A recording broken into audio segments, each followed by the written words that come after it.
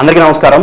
ఇవాళ మనతో ప్రముఖ ఆధ్యాత్మికవేత్త జ్యోతిష్య వాస్తు పండితులు వైవిఎస్ఎస్ గిరిరావు గారు మనతో ఉన్నారు. వారితో మాట్లాడదాం. గురుగారు నమస్కారం. నమస్తే అండి. గురుగారు, పెళ్లి సంబంధాలు కుదరక చాలా మంది ఇబ్బంది పడుతూ ఉంటారు. అలాంటి వారికి పెళ్లి సంబంధాలు వెతుక్కుంటూ రావాలంటే ఏం చేయాలంటారు? కాస్త వివరించండి. ప్రధానంగా అందరూ కూడా అడిగేటువంటిది ఏంటంటే, ఈ వివాహానికి ఉద్యోగానికంటే అమ్మాయికి పెళ్లి కాలేదు, అబ్బాయికి ఉద్యోగం రావాలి అని జనరల్గా అడుగుతారు. కాకపోతే మా కమ్యూనిటీలో డిఫెక్ట్ ఏంటంటే, అబ్బాయికి కూడా పెళ్లి కావాలని ఏంటంటే మాకు షార్టేజ్ వచ్చింది ఆడపిల్లలు. అబ్బాయిలు ఎక్కువ మంది ఉన్నారు. అందుకని బ్రాహ్మణులు అబ్బాయిలకు కూడా పెళ్లి సంబంధాలు దొరక చాలామంది అవసరపడుతున్నారు. అంటే ఇటు ఉద్యోగం ప్రభులు అబ్బాయికే పెళ్లి సంబంధం. దీంట్లో ఏంటంటే ప్రధానంగా చెప్పుకోవాల్సింది ఏంటంటే, మనకి జాతక చక్రంలో సప్తమ స్థానం అని ఉంటుంది. అంటే మనకి లగ్నం ఎక్కడైతే ఉంటుందో, ఈ లగ్నం నుంచి లగ్నాన్ని ఒకటిగా తీసుకుని క్లాక్ వైజ్గా లెక్క పెట్టుకుంటూ వెళ్తే 7వ గడి, ఆ 7వ గడి దగ్గర సప్తమ స్థానం అంటారు. అది వచ్చేసి ఏంటంటే, ఈ సప్తమ స్థానం వచ్చి వివాహానికి సంబంధించింది అంటారు. ఆ వివాహానికే కాదు, ప్రాక్టికల్గా ఏంటంటే ఇప్పుడు మీరు ఒక బిజినెస్ చేశారనుకోండి, మీ పార్ట్నర్ని ఎంచుకోవాలన్నా కానీ సప్తమ స్థానం ఉపయోగపడుతుంది.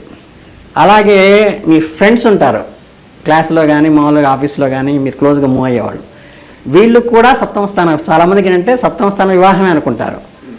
అని ఏంటంటే ఒక రిలేషన్షిప్కి ఒక కలిసి పయనించటానికి ఉపయోగపడేదంతా కూడా సప్తమ స్థానంగా తీసుకుంటాం.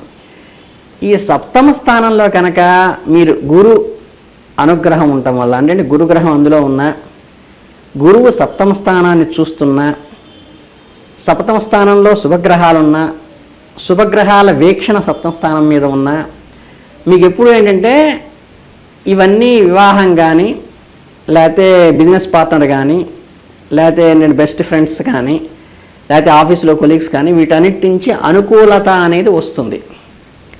మీకు ఎప్పుడైనా ఏంటంటే వివాహంలో ఆలస్య వివాహాలు జరిగినప్పుడు ఏంటంటే ఈ సప్తమాధిపతి శని కావటం కానీ, అంటే మనకి మొత్తం మేషరాశి నుంచి చివరి దాకా వచ్చినప్పుడు ఏంటంటే మకర కుంభాలు వచ్చేసేసి శనికి ఓన్ హౌస్ అని, అంటే మీ ఇంట్లో మీకు ఒక తెలియకుండానే కమాండ్ ఉంటుంది.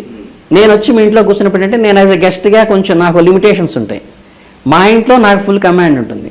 అలాగేంటంటే ఆయన స్థానం లగ్నం అయినప్పుడు కూడా కొంచెం ఆలస్య వివాహాలు జరిగేటువంటి అవకాశం ఉంది. లేకపోతే సప్తమంలో కనుక శని ఇల్లు కట్ట, అంటే ఈ మకర కుంభాల సప్తమం అవ్వటం కానీ, లేకపోతే సప్తమంలో శని ఉండటం కానీ, లేదా లగ్నంలో శని ఉండటం కానీ, ఇట్లా రాహుకేతువులు కొన్ని ఇబ్బందికరమైన వీటి వల్ల ఏమవుతుందంటే ఈ రిలేషన్షిప్ అనేది అంత పాజిటివ్గా లేవకుండా లేట్ అవ్వడం, ప్రతిదానికి గొడవలు పట్టడం అనేది జరుగుతుంది.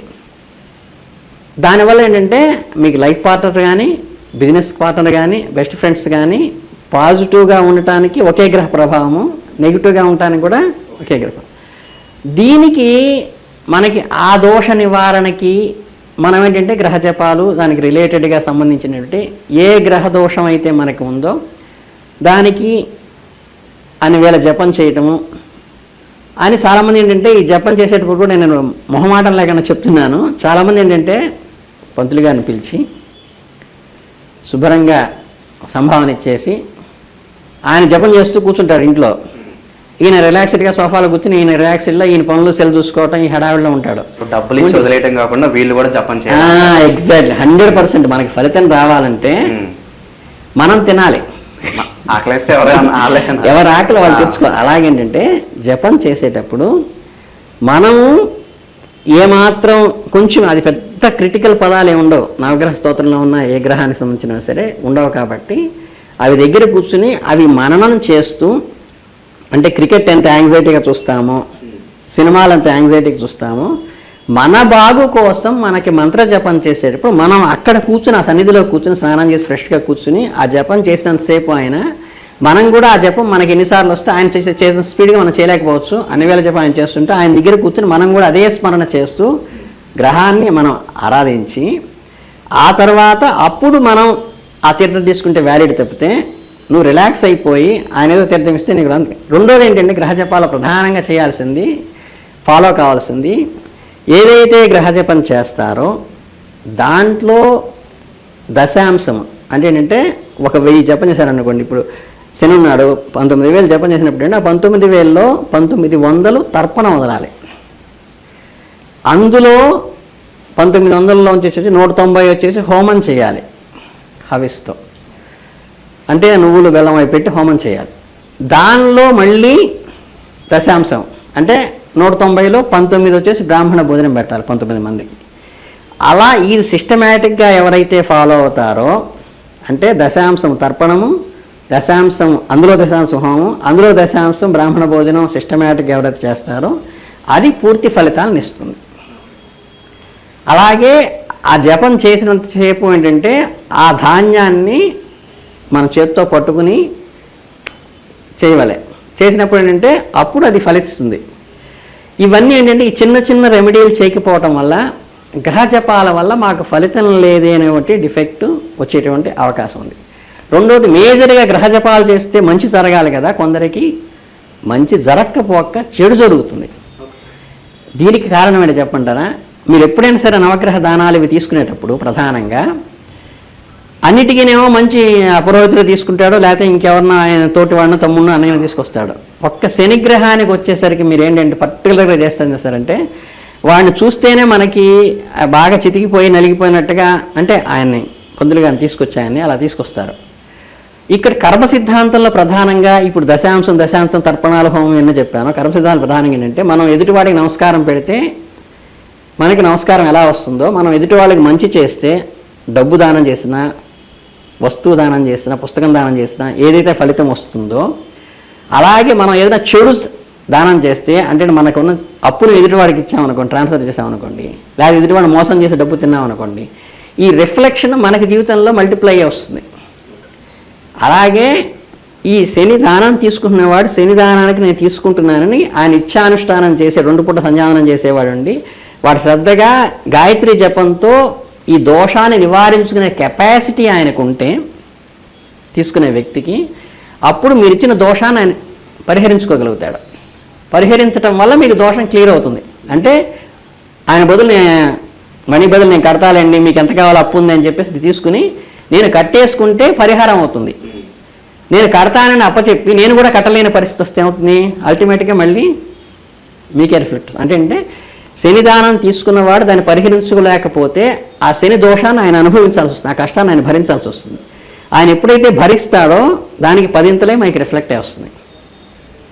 అంటే మనం దానం చేసినప్పుడు శుభం కలగకపోగా మనకి వ్యతిరేక ఫలితాలు వచ్చి ఇంకా మనకి ఇబ్బంది కలిగేటువంటి పరిస్థితులు ఇవి కాషన్ తీసుకోకపోవటం వల్ల వస్తాయి.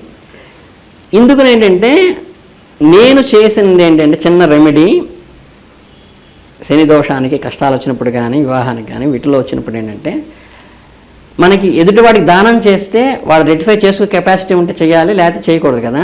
అదే మనకి సింపుల్ రెమెడీ, మీకు వేలు కూడా ఖర్చు పెట్టక్కర్లా. ఇప్పుడు దేవాలయాల్లో కార్తీక మాసాల్లో పెద్ద పెద్ద దీపారాధనలు పెడుతుంటారు, చక్కగా దీపాలన్నీ పెట్టి ఒక స్టాండ్ లాగా పెడుతుంటారు, చక్క లేకపోతే గుడి అంతా అమరుస్తుంటారు. శనికి కారకత్వం నువ్వులు, శనికి కారకత్వం నువ్వుల నూనె, శనికి కారకత్వము పత్తి. కనుక ఏంటంటే ఈ పత్తి ఎదుటివాడికి దానం చేయటం, ఎదుటివాడికి నువ్వులు దానం చేయటం, ఎదుటివాడికి నూనె దానం చేయటం కంటే కూడా చక్కగా ఆ దేవాలయంలో ఏవైతే పెడతారో ప్రమిదల్లో, స్వామిని ఈరోజు నేను దీపారాధన నేను తెస్తాలండి అని చెప్పేసి చక్కగా అన్నిట్లో ఒత్తులేసి అన్నిట్లో దీపారాధన చేస్తే ఆ దీపాల వల్ల దేవాలయం వెలుగు వస్తుంది. సో మీరు ఎవరికి దానం చేయలే, బట్ మీ దగ్గర నుంచి వినియోగించారు, దేనికి పత్తి వినియోగించారు, నువ్వుల నూనె వినియోగించారు, కానీ అది తీసుకుని ఎవరు సఫర్ కాల. అక్కడ దేవాలయంలో కాంతినిచ్చారు, అందరికి ఆహ్లాదం కలిగింది, అవి చూడంగానే ఒక రకమైన ఆర్తి ఆనందం కలిగింది. సో మీరు దానం ఇచ్చిన ఫలితం మీకు వస్తుంది, కానీ దానివల్ల ఎవరు సఫర్ కాలేదు, దానివల్ల ఒక పాజిటివ్ వైబ్రేషన్ వచ్చింది. అంటే పూలు అమ్మించుంటే కట్టెలమ్మటం అనే ఎంత బాధ ఉంటుంది. మీరు ఎప్పుడైనా పూల మార్కెట్కి వెళ్ళండి, సింపుల్గా చెప్తాను మీకు, ఏదన్నా మామూలుగా భరతనాట్యం కానీ సంగీతం కానీ క్లాసికల్ వాటికి వెళ్ళినప్పుడు తెలియని ఆహ్లాదం వస్తుంది. విశ్వనాథ్ గారి పిక్చర్స్ చూసినప్పుడు లోపల మనస్సు కరుగుతుంది, ఎంత మాస్ హీరో మాస్ డ్యాన్స్ ఫైట్లో ఉన్న దాంట్లో కంటే కూడా. అలాగే మీరు పూల మార్కెట్లోకి ఉంటుంది, మీకు మార్కెట్లో కూరగాయల మార్కెట్ దగ్గర పూల మార్కెట్ ఉంటుంది, అక్కడికి వెళ్ళగానే ఒక ప్లెజెంట్ అట్మాస్ఫియర్ కనిపిస్తుంది. సో మీరు చేసినటువంటి శని దోషమేమో మీకు నివారణ అయింది, కానీ దానివల్ల అందరికీ ఆహ్లాదము ఆనందము తేజస్సు కలిగినాయి కాబట్టి ఈ జపం చేసి ఇంకోటి దానం ఇచ్చేదానికంటే కూడా ఇది చాలా పర్ఫెక్ట్గా రెమెడీ అనేది పనిచేస్తుంది. సో ప్రధానంగా ఏంటంటే ఇలాంటివి దోష నివారణకి మనకి జాతకంలో ఏదైనా దోష నివారణ వచ్చినప్పుడు అవి చేసుకుంటే వస్తుంది. అలాగేంటంటే ఈ కాత్యాయని వ్రతం అనేది ఒకటి ఉంది, అది మన వ్రత బుక్లో మామూలుగా ఎక్కడైనా దొరుకుతుంది. అలాగే రుక్మిణి కళ్యాణం అంటారు, కృష్ణుడు రుక్మిణిని సందేశం ఇస్తే వెళ్ళి గంధర్వంగా తెచ్చుకుంటాడు. ఈ ప్రధానంగా ఏంటంటే ఆడపిల్లలకైతే మాత్రం మనకి ఈయన కూడా చాగంటి కోటేశ్వరరావు గారు కూడా చాలా చోట్ల చాలా ఊళ్ళల్లో కూడా కాత్యాయని వ్రతం చేయించారు. కనుక ఈ కాత్యాయని వ్రతం కానీ రుక్మిణి కళ్యాణం పారాయణ కానీ ఈ రెండూ చేస్తే ఆడపిల్లలకి చాలా మంచిదని, త్వరగా వివాహం అవుతుంది కూడా అంటారు. అది ధార్మికం. ఇది క్రియాకలాపంలో వచ్చేసేసి జపాలకు సంబంధించింది. ఈ రెండు చేసుకోవాలి. రెండోది లౌకికంలో ఏంటంటే ప్రధానంగా రిస్ట్రిక్షన్స్ పెట్టుకోకుండా, మనకేమో డిగ్రీ క్వాలిఫై అయి ఉంటుంది, మనమేమో జస్ట్ ఏమైనా బీటెక్ చేస్తుంటాము, నాకు ఇంత ప్యాకేజ్ కావాలి, ఇంత సాఫ్ట్వేర్ కావాలి, ఏవో కోరికలు విపరీతంగా పెట్టుకోవడం కూడా ఏంటంటే ఇది లౌకికంగా తల్లిదండ్రులు పాటించాల్సిన ప్రధాన విషయం. కనుక ఏంటంటే లౌకికంగా మనం కోరికలు తగ్గించుకోవాలి, లిమిటేషన్స్ పెళ్ళికొడుకు ఉండాలని. కాత్యాయని వ్రతం అనేది చేసుకోవచ్చు, రుక్మిణీ కళ్యాణ పారాయణ చేసుకోవచ్చు. గ్రహ జపాలు అయితే సైంటిఫిక్గా నేను ఇందాక చెప్పిన సిస్టమ్ అంతా కూడా ఫాలో కావాలి. ఇవి చేసుకుంటే ఏది చేసుకున్నా సరే మనకి వివాహానికి సంబంధించిన దోషాలన్నీ కూడా పూర్తిగా నివారణ అవుతాయి. అందరూ పిల్లలు కూడా చక్కగా వివాహం చేసుకుని మంచి వృద్ధిలోకి రావాలని మనస్ఫూర్తిగా కోరుకుంటూ.